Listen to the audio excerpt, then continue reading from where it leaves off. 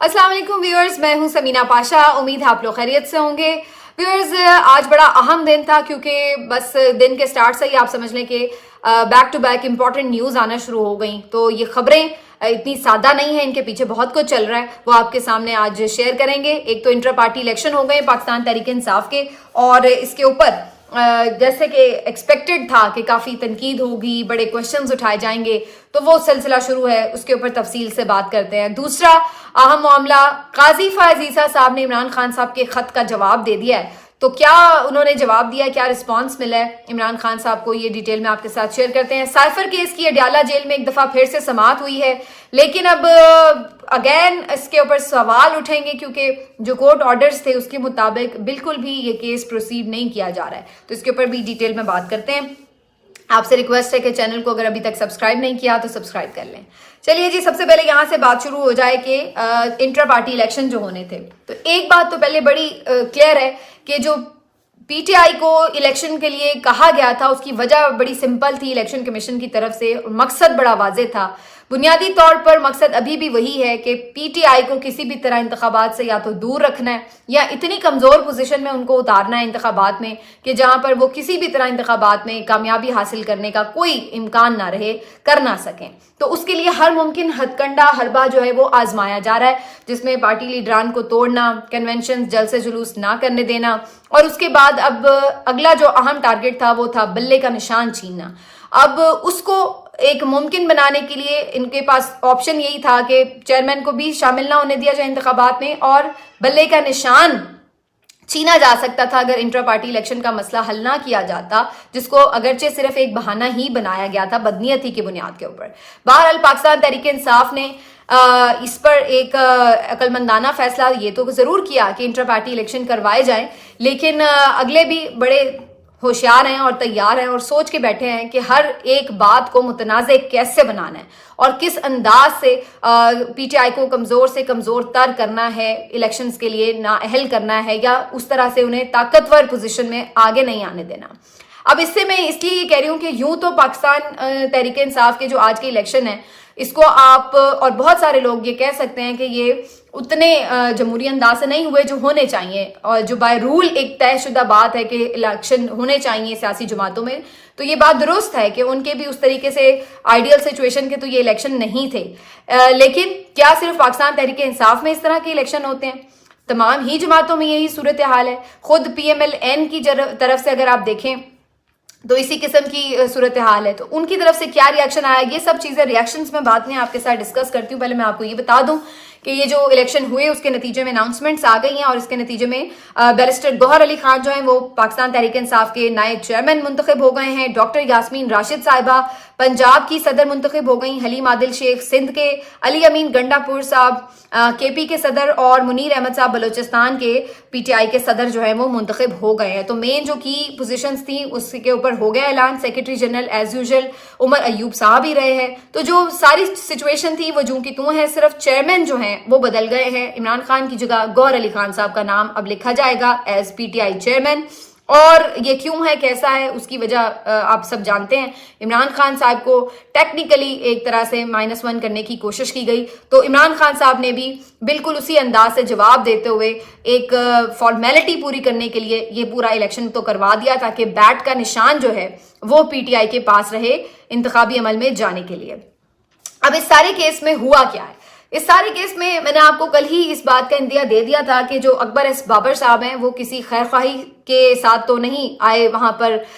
Inter party election को देखने के लिए, या मरकजी सेक्रेटेरिएट में वो कोई खास मकसद था, और वो खास मकसद आज खुल के सामने आ चुका है। इंटर पार्टी इलेक्शन की जो रिजल्ट्स थे उनके नताइज के बाद वो सामने आते हैं, वो प्रेस कॉन्फ्रेंस करते हैं और आके कहते हैं कि जनाब ये तो पार्टी इलेक्शन ठीक ही नहीं हुए, हमने तो हिस्सा लेना था, हमें तो कागजात नामजदगी तक नहीं दिए गए, और भी बहुत सारे लोग पार्टिसिपेट करना चाहते थे, इलेक्शन लड़ना चाहते थे, लेकिन किसी को कागजात नामजदगी नहीं दिए गए, और बिला मुकाबला तमाम लोगों को मुंतखब जानबूझ के करा लिया गया है। तो बेसिकली ये इलेक्शन नहीं है, ये सिलेक्शन है। तो ये अकबर एस बाबर साहब की जो प्रेस कॉन्फ्रेंस है, इससे आप अंदाजा सिर्फ ये लगा लें कि मतलब अब इनका यही है कि अल्टीमेटली इन्होंने जाकर इन इलेक्शंस को भी इलेक्शन कमीशन में चैलेंज करना है और कहना है कि जी ये सही तौर पर इलेक्शन नहीं हुए, आइन के मुताबिक नहीं हुए, जो पीटीआई का आइन है, तो हमें हिस्सा लेने का मौका नहीं मिला, वोटिंग भी नहीं हुई, कुछ भी नहीं हुआ, तो ये तो सिर्फ एक सिलेक्शन है। तो अब ये सारे एक दरख्वास्त बना के ये इलेक्शन कमीशन में पहुंच जाएंगे ताकि अगेन पीटीआई के जो बैट का निशान है उसके ऊपर हमला करने की तैयारी पूरी रहे इनकी। तो एक तो अकबर एस बाबर साहब, और फिर उसके बाद ओवरऑल आप एक रिएक्शन देखते हैं, पीएमएलएन की तरफ से रिएक्शन आता है कि जी ये तो हाल है इनका, इन्होंने तो सारी सिलेक्शन की है। भाई आप किस मुंह से ये बातें कह रहे हैं? आप तो खुद इवन वजीर आजम तक भी सिलेक्शन होना चाह रहे हैं, और सारी जो इलेक्शन है, पूरे मुल्क का जो इलेक्शन है, आप तो उसकी भी एक पूरी सिलेक्शन चाह रहे हैं, और फिर आपके मुंह से तो इस तरह की बातें बिल्कुल जेब नहीं देती कि आप इलेक्शन की बात करें। आपका और इलेक्शन का क्या लेना देना भाई? आप तो पूरे मुल्क में सिलेक्शन चाह रहे हैं और ऊपर से आप उनको ये समझा रहे हैं कि आपकी जमात में सही तौर पर इलेक्शन नहीं हुए। और फिर अगर आप ही की जमात की बात कर ली जाए तो पीएमएलएन और या पीपल्स पार्टी हो या कोई भी और इवन जमात हो, कितना इनमें कोई आपने सुना है कि कभी इनकी इस तरह के इलेक्शन हुए हैं जिसमें वोटिंग हुई है? सारे जो इनके अहम लोग हैं, चाहे उनके पीटीआई के सदर हों, सेक्रेटरी जनरल हों, फाइनेंस के मामला देखने वाले हों, जितने भी इनके ओहदे हैं, चीफ ऑर्गेनाइजर हों, ये सब मुकर्रर हुए हैं। इनमें से कोई भी इंतखाब लड़के नहीं मुकर्रर हुआ और ये सब बिला मुकाबला मुंतखब हुए हैं। इवन अता तारड़ साहब भी, जितने भी इसहाक डार साहब भी, और जितने बाकी भी इनके जो पीएमएलएन के रहनुमा हैं, ये सब बिला मुकाबला मुंतखब हुए हैं। मतलब आपकी अपनी जमात सारी की सारी इसी पैटर्न के ऊपर खड़ी हुई है और आप दूसरे को जाके ये नसीहतें कर रहे हैं और भाषण दे रहे हैं कि भाई आपके जमात में इलेक्शन ठीक नहीं हुए और ये जमहूरी अंदाज के इलेक्शन नहीं थे। तो भाई आपकी जमात में कौन से इलेक्शन ठीक हुए? तो ये एक बिल्कुल आपको नजर आ रहा है सोची समझी प्लानिंग के तहत ये सब एक साथ हमलावर हुए हैं। अकबर एस बाबर साहब की प्रेस कॉन्फ्रेंस, उधर से पीएमएलएन और बाकी जमातों की तरफ से इस तरह का रिएक्शन, और फिर तीसरा जो इसमें किरदार था अहम, वो था जो नून लीग के प्रो सहाफी हैं उनकी तरफ से, जिन्होंने सुबह से ही शोर मचाना शुरू कर दिया कि इलेक्शन ठीक नहीं हो रहा, इलेक्शन ठीक नहीं हो रहा, और वो सारा उन्होंने एक माहौल बनाया कि जी ये तो है ही सिर्फ नाम निहाद सो कॉल्ड इलेक्शन करवाया इन्होंने सिर्फ फॉर्मेलिटी के लिए, और जनाब इसकी कोई हैसियत नहीं है और इस पे नोटिस होना चाहिए, और ये सारी कहानी, और सब ने शुरू हो गए कि जी ये देखें ये बड़ी जमात जमहूरी बनती है, इनके अपने इलेक्शन कैसे हुए हैं। तो ये इस पर भी कोई बात करे कि ये आखिर इस तरह के इलेक्शन इस माहौल में कराने की जरूरत क्यों पेश आई, किस बदनीयती की बुनियाद के ऊपर उनके साथ ये किया गया, और क्या बाकी तमाम जमातों के इलेक्शन इस तरह के नहीं होते जो आप एक जमात को टारगेट करके सिंगल उसके ऊपर बात कर रहे हैं? तो इससे तो सबकी बदनीयती बड़ी वाजे हो रही है। तो ये एक अंडरस्टूड चीज थी, मैंने आपको पिछले वीलॉग में इसके ऊपर काफी तफसील से बताया था कि अभी भी अगरचे पीटीआई ने इसको जिस भी तरह मैनेज करके करवाए तो हैं, लेकिन ये कंट्रोवर्शियल बनाए जाएंगे और बनाए जा रहे हैं, और आगे भी ये सिलसिला आप देखेंगे कि चलेगा भी, इतनी जल्दी इनकी इस मसले से जान नहीं छूटेगी। ये बात दुरुस्त है, मैं इस बात की हामी हूं कि तमाम सियासी जमातों में सही अंदाज में इलेक्शन होने चाहिए, प्रॉपरली हर एक को सेलेक्ट करने के बजाय इलेक्ट होना चाहिए, और तमाम कारकुनों को भी इसमें पार्टिसिपेट करने का पूरा मौका मिलना चाहिए कि अगर कोई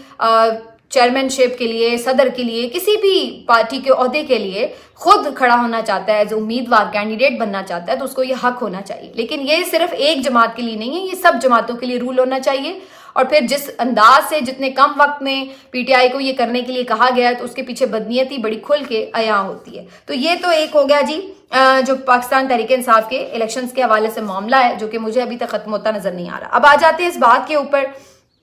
कि जो सूरत हाल है जनाब साइफर केस की, इसके ऊपर आपको मालूम है कि डिविजनल बेंच का फैसला है कि जी ओपन समाअत होनी है, ओपन कोर्ट में समाअत होनी है। और उसके बाद अगले ही दिन हमने देखा कि जो जज साहब हैं जुल्करनैन हसनात साहब, इन्होंने कहा कि भाई चूंकि हुकूमत का नोटिफिकेशन आ गया है तो अब जेल में ट्रायल तो करना पड़ेगा, लेकिन समाअत हम ओपन करेंगे। इस ओपन का मतलब ये होगा कि जो कोई भी चाहे वो आकर समाअत का पूरा जो मामला है, कार्रवाई है, उसको देख सकता है, और उसके लिए मीडिया को भी इजाजत होगी, और भी कोई आना चाहे वो भी स्पेशल परमिशन के साथ आ सकता है, फैमिली भी के भी लोग होंगे, और ओपन समाअत होगी, कुछ छुपाया नहीं जाएगा। तो उसके बाद हम आज ये एक्सपेक्ट कर रहे थे कि शायद मीडिया के चंद नुमाइंदों को जाने की किसी तौर इजाजत दे दी जाएगी, ताकि कम से कम दिखाने को ही सही ये कह सकें कि जी شفاف ٹرائل ہوا ہے اور اوپن ٹرائل ہوا ہے اور جو عدالت کا حکم تھا اس کے مطابق ٹرائل ہوا ہے. لیکن انفارچونیٹلی اب اتنی بھی تردد اور تکلف کی زحمت محسوس نہیں کی جا رہی کہ دکھانے کے لیے ہی صحیح کچھ تو آئین اور قانون کی پاسداری ہو جائے. ایسا نہیں ہو رہا. آج بھی صبح ہی سے کورٹ رپورٹرز اڈیالہ جیل کے باہر پہنچنا شروع ہو گئے اور انہوں نے کوشش بھی کی اڈیالہ جیل کی انتظامیہ سے اس متعلق بات بھی کی کہ کورٹ کے یہ آرڈرز ہیں, انہیں اندر جانے کی اجازت دی جائے, وہ کارروائی رپورٹ کرنا چاہتے ہیں.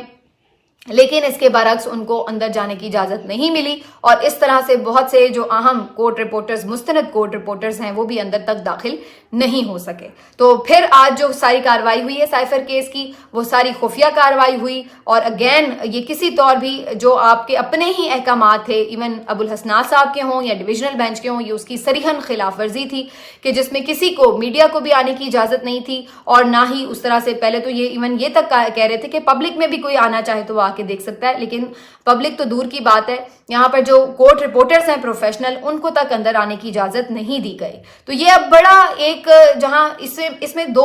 بیسک بنیادی باتیں جو ہیں بڑی کلیئرٹی سے نظر آتی ہیں. پہلی چیز یہ ہے کہ انہیں اس بات کا خدشہ اور خوف ہے کہ عمران خان کی کوئی تصویر یا ان کی کوئی گفتگو ڈائریکٹلی کورٹ رپورٹرز کے تھرو جب باہر رپورٹ ہوگی, ان کا میسج باہر آئے گا, وہ کسی طور یہ آنے نہیں دینا چاہتے. وہ اندر ہی بند بیٹھا ان کے لیے اتنی بڑی بلا بن گیا ہے, تو انہیں سمجھ نہیں آ رہی کہ اس کا کوئی میسج باہر آ جائے گا یا کوئی تصویر یا کورٹ رپورٹر کوئی اس کے بارے میں انفارمیشن دیں گے تو کیسے یہ چلنے دی جائے. تو لہٰذا ان کو جو ہے اندر ہی نہ جانے دو. اور دوسری جو اس کی بڑی وجہ یہ ہے, جو زیادہ ڈینجرس بھی ہے اور زیادہ سوال بھی اٹھا رہی ہے, وہ وجہ یہ ہے کہ کیا اس کا مطلب یہ سمجھا جائے کہ سزا دینے کا فیصلہ پہلے ہی ہو چکا ہے اور کوئی شفاف ٹرائل نہیں ملے گا عمران خان کو. اس سے تو یہی اندازہ ہو رہا ہے کہ ثابت کرنے کے لیے چونکہ کچھ ہے نہیں, تو اس لیے کسی دنیا والے کو اندر آنے نہیں دیا جا رہا, دکھانے نہیں دیا جا رہا کہ اندر ہو کیا رہا ہے. اگر آپ کے پاس اتنے ہی ثبوت ہیں, اگر آپ کو معلوم ہے کہ یہ اتنا ہی اوپن اینڈ شٹ کیس ہے, تو آنے دیں میڈیا والوں کو, دکھانے دیں کارروائی. میں تو کہتی ہوں لائیو ٹی وی پہ کارروائی دکھائے,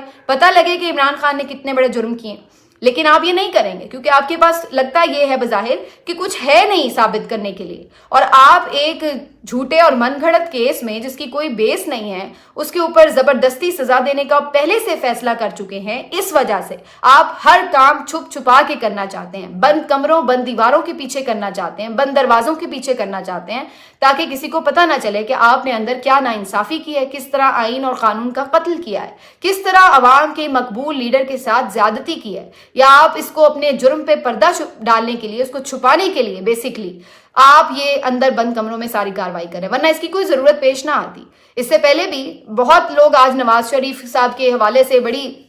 دکھ بھری داستانیں سناتے ہیں کہ ان کے ساتھ بڑی زیادتیاں ہوئی, ان کے خلاف غلط کیس بنے. تو کیا ان کی کاروائیاں بند کمروں میں ہو رہی تھی؟ کیا وہ پیشیوں پر خود نہیں پہنچتے تھے؟ کیا عدالت میں تمام کورٹ رپورٹر ساری چیزیں خود رپورٹ نہیں کرتے تھے؟ تو کیا کوریج ان کو نہیں ملتی تھی میڈیا کی؟ تو آج ایسا کیا ہو گیا ہے کہ عمران خان کی ساری کاروائیاں, سارے کیسز آپ کو بند